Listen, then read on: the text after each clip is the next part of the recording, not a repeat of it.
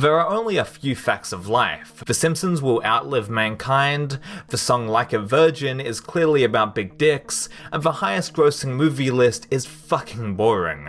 Countless sequels, live-action remakes, continuations of movies that were released 30 years ago, and of course, the MCU take up basically every spot on the highest grossing film chart. So, I'm doing something a bit different, and I'm going to rank the highest grossing films of all time that are not a part of an established franchise or movie series. I should preface though that I'm not talking about them because if I did, the list will be 50 Marvel and Star Wars sequels, but that doesn't mean I don't like Avengers, Endgame and Star Wars or anything like that. The first movie that is original on the highest grossing movie list is Avatar, which will shit out 10 sequels before 2030, I'm sure.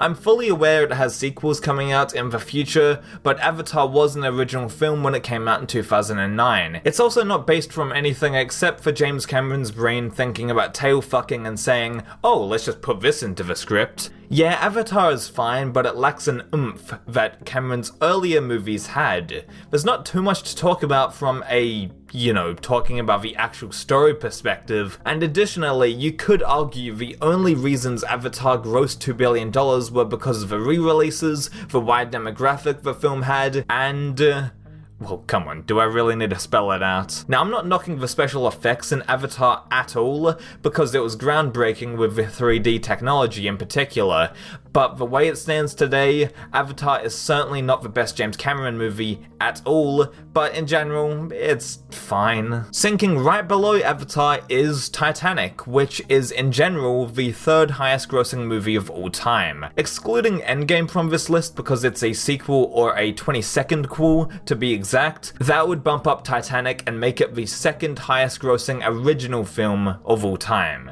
Another one of James Cameron's movies, and oh good, no tail porn, well that gets a fucking checkmark from me. Next, Frozen is the third highest grossing original film of all time, and who am I kidding, the songs were the primary reason for its success.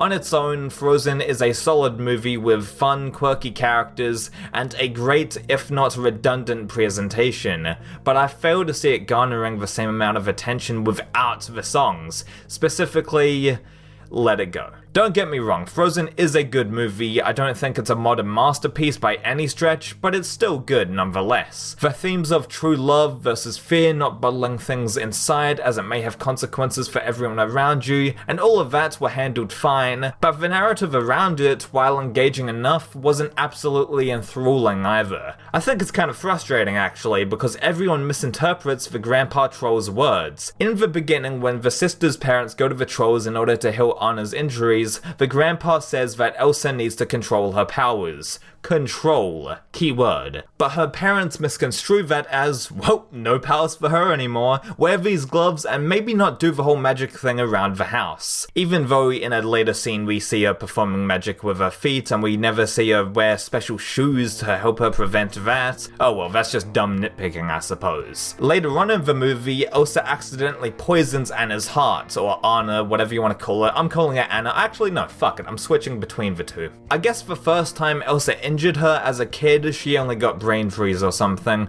Anyway, Anna travels to the trolls, then the grandpa says that an act of true love will solve everything, which gets misinterpreted again as a kiss. Even though it's kind of frustrating seeing everyone misconstrue this poor fella's advice, I do appreciate the little twist towards the end with Anna ready to sacrifice her life for Elsa, and in turn that action winds up curing her, rather than it being an incestual kiss. Oh, and call me evil, but this little moment, fucking hilarious. So I guess we need to discuss Let It Go. It's catchy, and seeing Elsa perform max level Skyrim spells is pretty cool as well, and yeah. I don't have strong feelings on Let It Go, however I do love the song towards the beginning with the ice miners collecting, well, ice. It reminds me of an old medieval tune, something out of Skyrim again, and while the song's tone isn't in line with the rest of the movie at all, I still like it all the same. Technically speaking, however, Frozen looks fantastic with excellent ice and particle effects. And yes, I did say that the presentation was redundant at times because snow is everywhere. And I know that's the point, it's like an everlasting winter, but there must have been some creative ways to make snowy areas feel more distinct, at least to me. I still liked the film, I just wasn't blown away, so yeah. let it go. Fucking shit pun. When it was initially released, Jurassic Park was the highest grossing film of all time. Over the years, that number was bumped down more and more, and right now it still sits on an impressive 33rd spot on the general highest grossing films list. In 2013, there was a subsequent re-release in 3D, which made Jurassic Park gross up to $1 billion in total. As for the film itself, it's a classic by Steven Spielberg, and I think it deserves a separate look at a later point. That, and I have not watched the movie in quite some time, I must say. I tried to watch it about a month back on Netflix at like 6 in the morning. I ended up falling asleep. Not because of the film's quality or anything, I obviously wasn't bored at all, I just stayed up for the entire night already and clocked off to sleep during the runtime. However, I do need to revisit Jurassic Park, or as it's also named, the movie where it goes Now, when I saw that Zootopia was a part of the top 40 highest grossing movies of all time, I was very taken aback. My impression going in was that Zootopia was just another dumb kids movie with talking animals and corny animal gags. The fact that it grossed $1 billion seemed ridiculous to me. Even if it was a decent movie, I still didn't expect it to cross $1 billion at the box office. But then I saw the movie for the first time, and I was genuinely surprised. I was expecting wonderful animation, the voice quality to be fantastic, and the humor to be present, but I wasn't expecting a heartfelt political message to tie it all together. Oh, and the marketing, while corny, was pretty on point. Judy Hopps, the movie's lead, really grew on me as the story progressed. At first, she seems like a typical protagonist that never gives up and can do no wrong and blah fucking blah throughout the whole entire movie, which has obviously been done to death. But as the film continues, you see her become disillusioned, exposed to prejudice, and even carry some prejudice towards other animal groups subconsciously. Judy messes up and treats others differently because of past events, and it makes her character arc all the more engaging. The flip side of the coin is Nick Wilde, a crook turned crime fighter and an ally to Judy. Because of what he is, that being a predator, he is also exposed to prejudice, but of a different kind to Judy. You see, Judy is a... Hold up. I'm getting way too ahead of myself. But in any case, Zootopia is remarkably surprising, and it totally deserved to gross as much as it did. One more thing, do not tell me that this scene doesn't look identical to Pose Me. Nintendo, you know what to do. The Lion King is the highest grossing traditionally animated film of all time. Even The Simpsons didn't even come close to it. This might be a little startling to some, but I think The Lion King is a good movie. Now that might sound ridiculous because being a good movie is a good thing, right? But no, The Lion King is fucking worshipped, and while the animation is extremely colourful and the entire film really is an absolute visual spectacle, I don't find myself loving this film like many others do. I appreciate the message of fully moving on from grief and your mistakes, and I think the evolution of Simba's arc is important for people of all ages, but I just didn't connect with the movie the same way everyone else does, I guess. Simba's voice as an adult I find kind of annoying, and I find only 2 of the songs actually memorable, to only name a few of its shortcomings. That being said, the scale of the movie is huge and it's treated like this epic tale, which it is, as it's literally about the circle of all life. But I'm not sure, maybe it's just me, I do think it deserves a rewatch before I fully form my opinion on it, and I did like the movie overall, it's just simply not my favourite. Oh, but before I move on though, Mufasa's death was fucking impactful. Even though I didn't care for the movie not nearly as much as everyone else, that was handled spectacularly. Alright, finally, we get to talk about Disney's ripoff of Shark Tale. Speaking of tales, and not of the Avatar fucking variety, I have a personal tale to tell in association with Finding Nemo.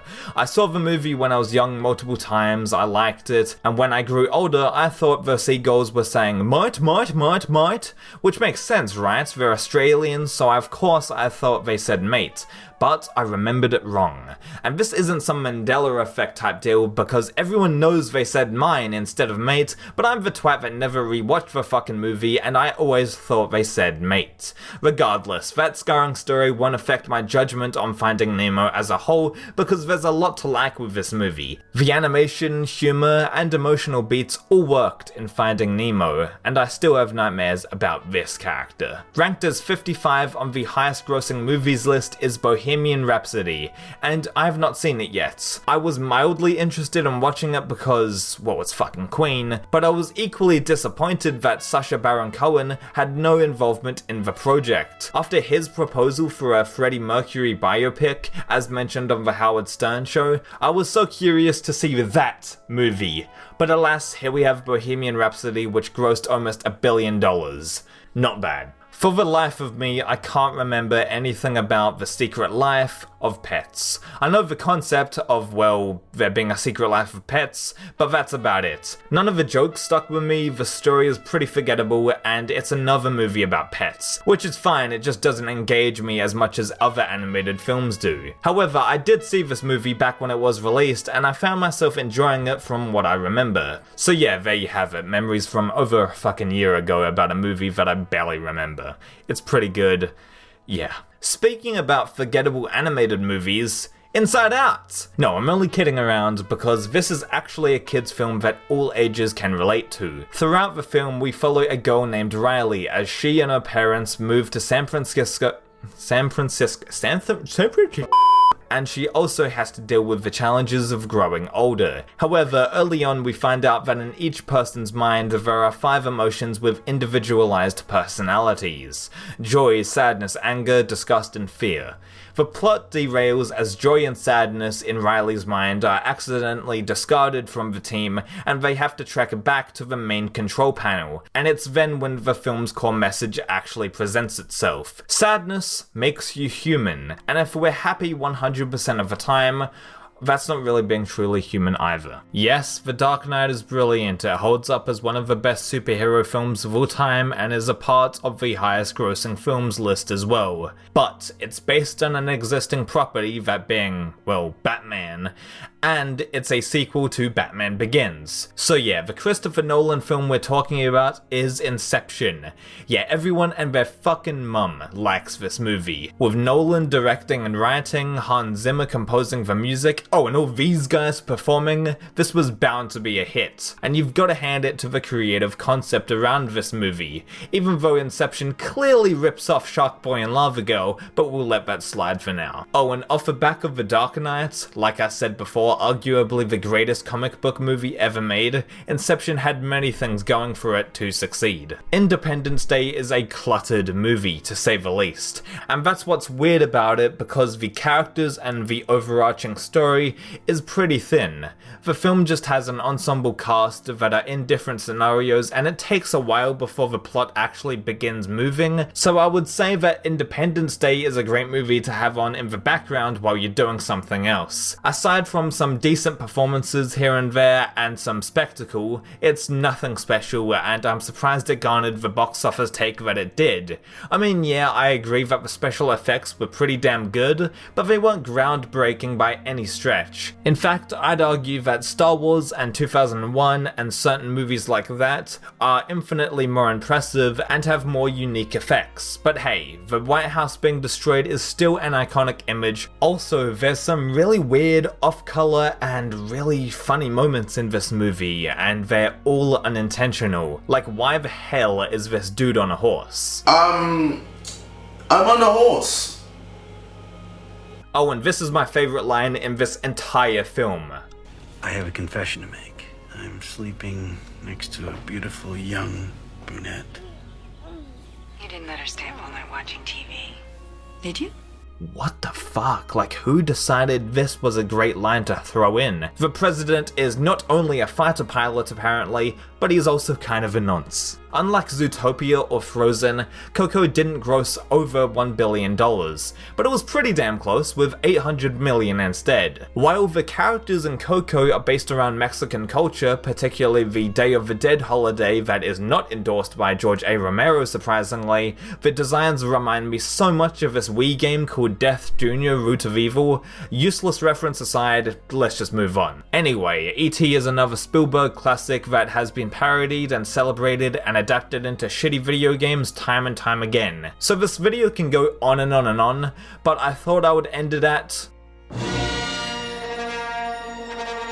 Come on, I had to end the video with this movie. The original Star Wars is the 93rd highest grossing movie of all time and inspired a whole genre of science fiction movies. Well, after 2001 inspired the whole genre, and also after Metropolis, but anyway, you get the point. If you increase the adjusted for inflation effect on Adobe Premiere, you can see that, holy shit, that's a lot of money. I simply can't do the film justice or even recommend it because you've already seen it. It's like recommending Breathing, it's so obvious and second nature that there's barely any point. And there you have it, the first few highest grossing movies of all time that is not a sequel or a reboot or anything like that. But let's do a lightning speed round of the highest grossing movies that do include sequels or the MCU. Number 1, Avengers Endgame. Number 2, your Avatar, XXX parody. Oh wait, it's not a parody because tail fucking is in the actual movie. Number 3, Avengers Age of box office revenue. Number 4, Star Wars Episode 9. This movie isn't as divisive as The Last Jedi because we have Palpatine in it. And finally, counting down at number 5,